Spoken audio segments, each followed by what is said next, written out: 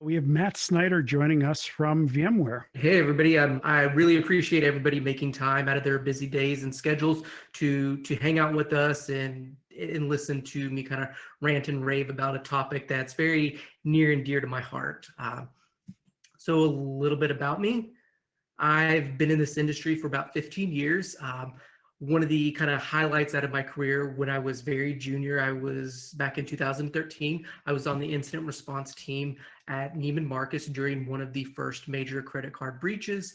And with that experience, I feel like I've been in a great position to see how our industry has changed since those major events have really brought security to the forefront of just about every organization out there. And then also being able to relate and explain that, having that post-breach budget surplus doesn't solve all of your problems. Being able to pick out all the tools that you want to, there's still more work that has to be done. And with that, just setting the agenda really quickly. In this talk, I'm going to talk about how we at VMware are integrating MITRE ATT&CK framework into our security operations from a holistic standpoint. We're not just talking about hunting or finding specific things. We're really ingraining this into everything that we do here. On that point, this does not cover any VMware specific products or services. I'm not discussing any future plans about those products or services, what they can and can't do with MITRE ATT&CK. This is a vendor neutral presentation. So anything that you can take away from this talk should be able to be used anywhere and everywhere. And with that, I want to set kind of the problem statement. I've kind of alluded it to earlier in my introduction is, why are we even bothering with MITRE ATT&CK? There's a ton of stuff to be done in our day-to-day lives. Why take on another challenge, another project to add on to existing really heavy workloads? And, what I've seen in my time is that, there's a flaw that we've kind of latched onto. There's this cycle that we go through and we haven't really broken out of it in the last 7 years. And that goes a little like this. There's some sort of hole or gap, it gets exploited, there's some sort of security incident, then we patch that with tools or actual patches, and then we wait for that cycle to repeat again. And we see that it happens over and over and over again. And even over the last 7 years, as our tools and the technologies and our people have gotten better, we still see these types of attacks. And I think this ties in perfectly with an example about survivorship bias and an example from World War II, when they were looking at planes returning from combat missions, and they were trying to figure out what they can do to harden their structure so they lost fewer planes. And one of the engineers or scientists on that project, Abraham Wald, noted that the planes that they were looking at and the analysis that they were doing were on planes that had returned. So as you can see here in this picture, the little red dots, that's all indications of damage of planes that had survived. The areas where there wasn't any recorded damage meant that it was less likely that those planes were going to return back from their missions. And those were the areas that needed more armor and reinforcing, and not these areas where we've seen the planes survive. And I think that ties in really well with the challenges that we're facing today. And how do we harden our infrastructure? But what we've kind of relied on doing is patching up the areas that we already knew about, and still, in a sense, flying blind to these areas that we don't know about. And, what I'm going to talk about is how we can use MITRE to be our guide to help us to understand where those critical areas are in our environment and what we need to do to harden those areas. And with that, getting into it is, first off is logging. You have to have the logs to be able to detect the activity. Without it, you're blind to it. And one of the most common questions I get is, well, what do you need? And that has led to a lot of heated debates because everybody's got an opinion on what the right thing to log is, what the right level is. And so, solution one is we'll just log everything. We'll collect everything, problem solved, nobody's feelings get hurt, and we have everything we want. The problem with that solution is collecting everything costs money, and it costs a lot of money if you're going to collect everything. Collecting just enough is still very expensive. So we need to be intelligent about this because there's costs that we need to consider. We need to consider other things like performance impacts on the endpoints. Generating all this data, especially if we're talking about an application server, there might not be enough storage on that device, or it might be running at max CPU utilization, and we can't add additional load to that. So we need to be cautious of that. The other thing we need to be concerned about or think about is we need to move that data to a central location most of the times. And most companies, it's not uncommon to have facilities throughout the world. So we've got to move that data all around the world, and that can be very expensive as well. And the last thing is, once you've collected this and you've aggregated it together, these logging tools, these SIM products, they're not cheap. And then you need to store all of that data. And if you're talking about terabytes of data, that can get really expensive really quickly, because you also have retention periods that you have to meet for various compliance reasons. So storing that data is not negotiable. So we need to find a way to be able to make everybody happy and get what we need. With that, we need to be intelligent about what we're logging. We don't want to just log everything and we have a lot of, digital waste lying around. We can't be so specific and narrow in our focus that we're leaving a bunch of, logged events back on a server that is going to write over that data really quickly, and it's gone for forever. So with MITRE ATT&CK, we can take a lot of those opinions out of the conversation about what needs to be logged, and we can look at real world attacks, and we can see what it takes to detect them, and we can focus on those things first. We can see the different platforms that those attacks are available on. So for example, if you only have Linux servers in an environment, you don't need to worry about all of the Microsoft techniques that are just applied to Windows. So you can start to narrow down your focus and get to the heart of what's really important to you. And as I mentioned earlier, one of the really common questions that I hear, not only what logs do you need, it's what do you care about? And that can be a very tricky question, is how do you answer what does security care about in a way that is short and concise, that can hold that person's attention and not respond back to them and say, hey, clear off your schedule for the next 3 months and I'll give you a crash course in security and we can tell you about all the things, because that's not going to work either. So we need to be very specific. And we found that,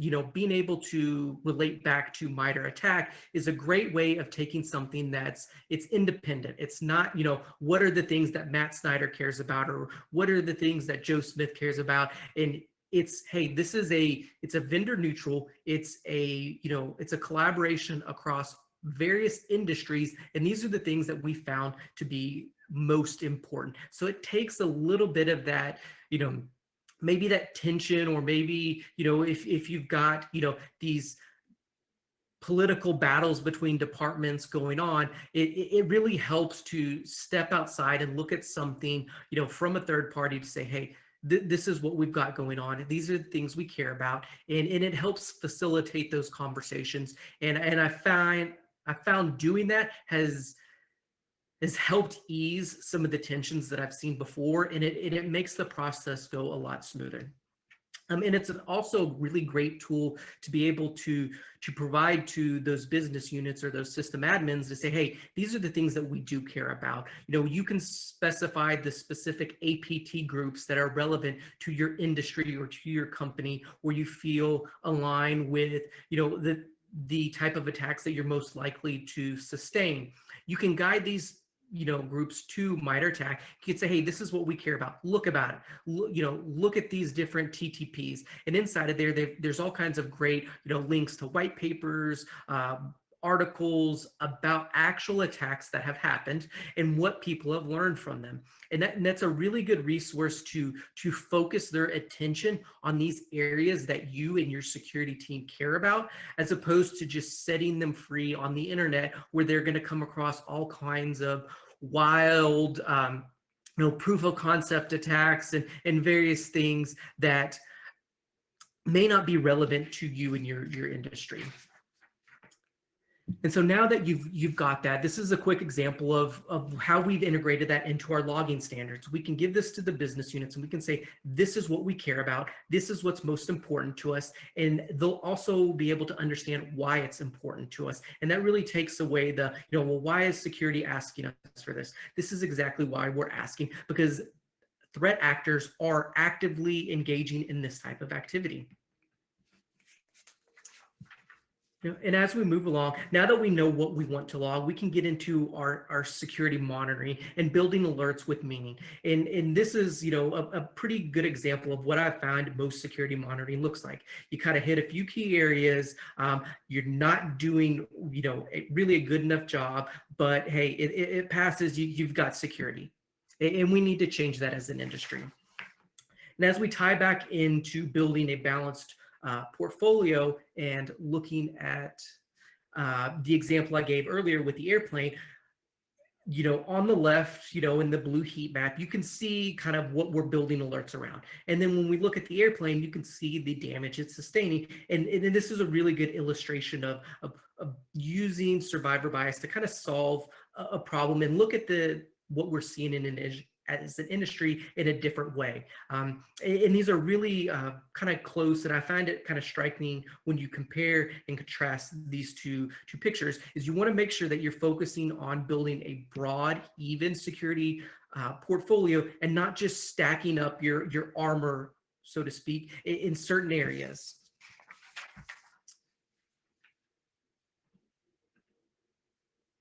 So now that we're aligning our alerts and our detections with MITRE ATT&CK, let me jump back.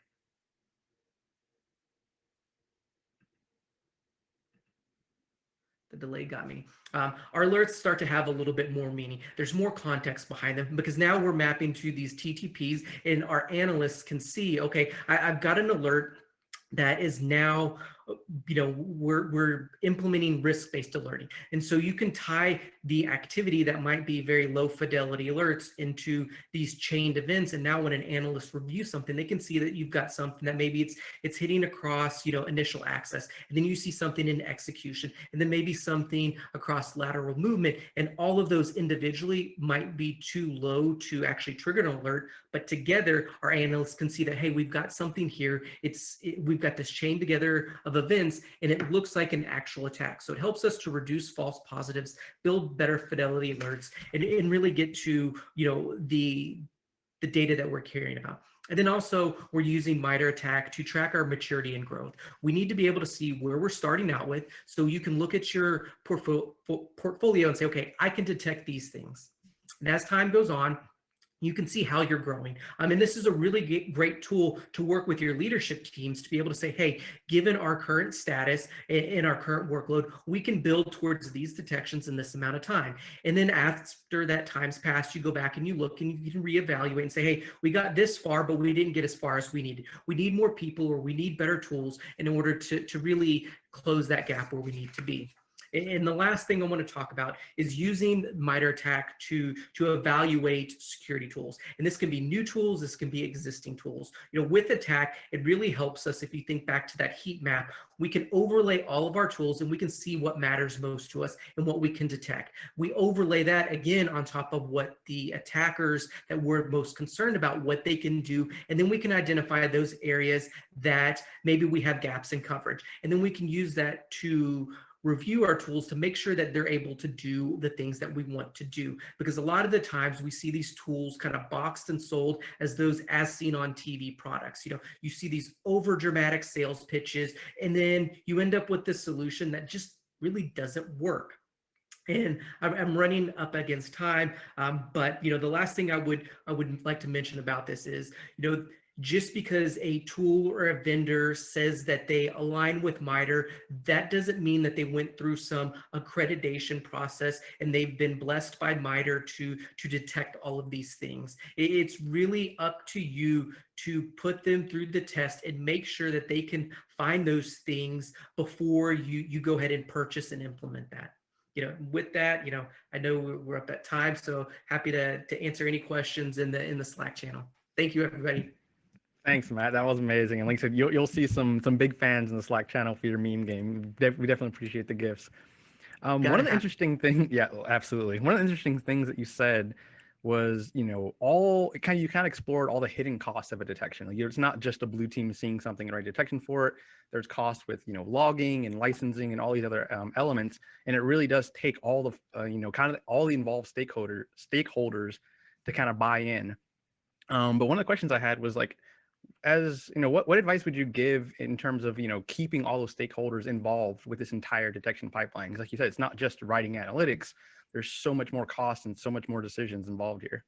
Right, and I think that's where the attack matrix really helps out, because we can visualize what we can do as a security department with our stakeholders and say, hey, with what we have right now, we can detect these things. And you really take away that, well, why didn't security catch this after an incident?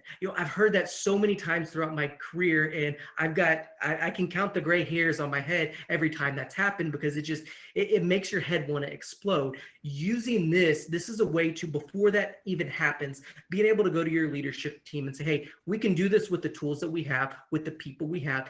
And then this is where our attackers are coming from. And then we can overlay that with what we're actually seeing in our day-to-day alerts, and we can let them know, say, this is where we're going. We can't do anything about this. If you want to be able to stop this kind of technique, we need engagement from our infrastructure team to be able to come up with policies and technologies in place to stop this from happening in the first place. Because prevention is really where, the goal of everybody in security is trying to get at. How do we stop this from even happening? And that's where you work with your infrastructure team, your IT ops team, getting everybody on that same page so they can see these things as a team and understand that, hey, we're right now, we can't detect this. You took away this tool from us. We're blind to these areas. So if you're not going to give that tool back, we need you to go and you need to do something on our policy side to stop this activity from being able to, get a foothold. Great insights. Thank you so much. Thank you very much.